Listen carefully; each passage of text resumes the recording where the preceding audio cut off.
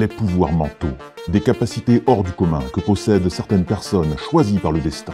Par la seule force de leur esprit, ces êtres exceptionnels peuvent tordre le métal, guérir les brûlures, sortir de leur corps ou même parler avec les défunts. Du moins, c'est ce que certains prétendent. Mais se pourrait-il que des individus aux dons extraordinaires vivent réellement parmi nous? Eh ben moi, ma tante, elle continue à parler à son mari alors qu'il est mort depuis 20 ans. Oui, mais il lui répond? Bah non, enfin je crois pas, hein. Mais elle peut lire dans la tête des gens. Ah bon? Ouais, et elle dit qu'elle sait très bien ce que tout le monde pense. Si tu vas me dire aussi qu'elle contrôle tout à distance chez elle. Oui, avec des télécommandes, et comment tu savais? Oh bah à force je sais lire dans tes pensées moi aussi. Mais tout de même, ces histoires de pouvoirs mentaux, c'est très étrange.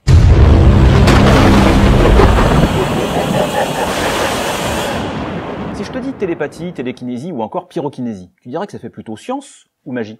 Science? Très bien. Et maintenant, si je te parle de lecture dans les pensées, déplacement d'objets à distance, contrôle du feu?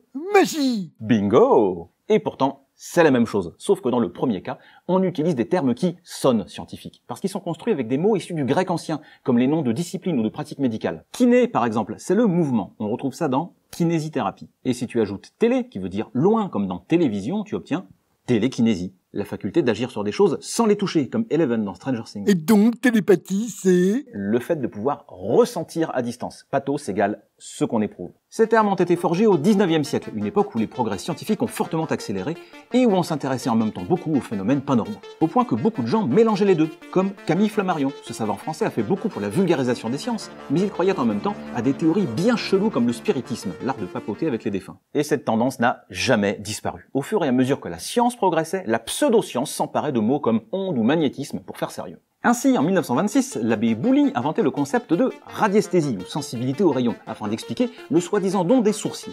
L'idée derrière ces termes pseudo-scientifiques est toujours la même. Certains individus posséderaient des dons de naissance, leur permettant de faire des trucs inaccessibles au commun des mortels. Comme voir l'avenir, suivre un cours de 14 à 15 sans avoir envie de pioncer, ou même contrôler les esprits. Ouais, mais ça existe, hein. Oh, toi tu penses à l'hypnose. Eh bien oui, ça existe, mais ça n'a pas grand-chose à voir avec l'image qu'en donne la fiction ou les spectacles de magie. L'hypnose n'est pas un pouvoir, mais une technique psychologique reposant sur la coopération. On ne peut pas hypnotiser quelqu'un contre son gré. Bref, il n'y a rien de magique, il n'y a pas de fluide magnétique. Ça vient des théories légèrement pétées de Mesmer. Non, pas lui. Lui non plus. Voilà, lui. Franz Anton Mesmer était un médecin allemand du XVIIIe siècle. Visiblement, il voulait lutter contre les superstitions, en attribuant les manifestations surnaturelles à une sorte de fluide invisible produit par les êtres vivants. Comme la force dans Star Wars.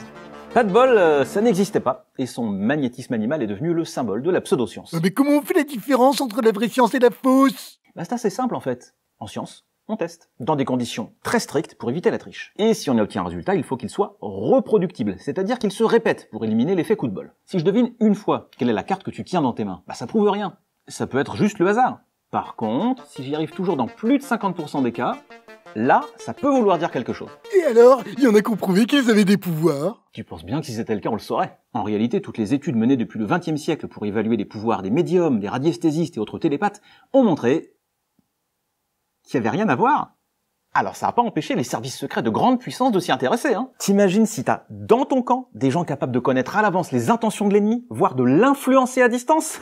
Des programmes de recherche comme le projet Stargate aux États-Unis ont ainsi été actifs des années 70 à 90. Mais faute de résultats, ça a fermé. Peut-être qu'il suffirait de motiver les gens qui ont des pouvoirs pour qu'ils se fassent connaître. Mais on a essayé, figure-toi. Je te présente James Randi, l'un des plus grands magiciens de tous les temps. Comme le Docteur Strange? Non, pas vraiment, non. C'était un illusionniste et surtout le créateur du défi zététique. Un chef-d'œuvre de troll scientifique.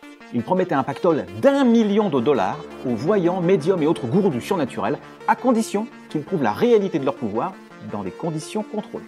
Lancé dans les années 60 et peaufiné jusqu'à la retraite de Randi en 2015, ce piège génial a vu défiler des centaines de candidats, tous repartis la queue entre les jambes et les poches vides. Personne, jamais, n'a empoché le magot. Faut dire qu'un magicien, c'est bien placé pour repérer les tours de passe-passe. Dans le même genre, on peut citer le français Gérard Majax. En 1987, il a affronté à la télévision Uri Geller, le roi autoproclamé de la télékinésie. Majax l'a démonté en direct. Soudain, les petites cuillères refusaient de plier, les pouvoirs s'évaporaient et Geller, pris en flag, a bredouillé des excuses minables devant un public hilar.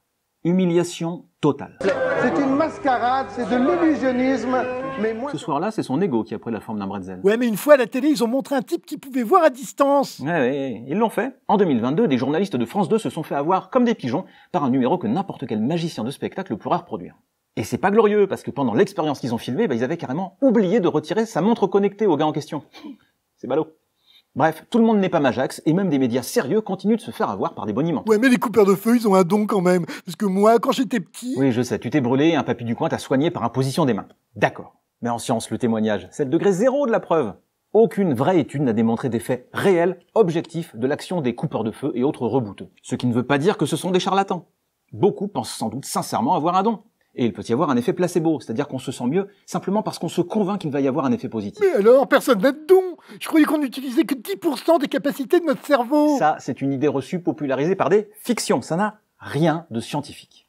En revanche, il est vrai que certaines personnes possèdent un don extraordinaire pour faire des calculs, ou une mémoire prodigieuse, comme l'indienne Shakuntala Devi, surnommée la calculatrice humaine.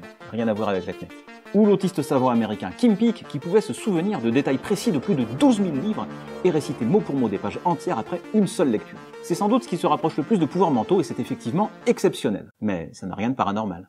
Voilà, c'est la fin de cette vidéo. Je savais que vous la regarderiez jusqu'au bout. Je vois aussi qu'on se retrouvera très bientôt pour un nouveau numéro de Très étrange. Et maintenant, vous allez vous détendre. Lâcher un pouce, écrire un commentaire enthousiaste, partager cette vidéo à tous vos amis et la regarder en boucle pendant 2 heures.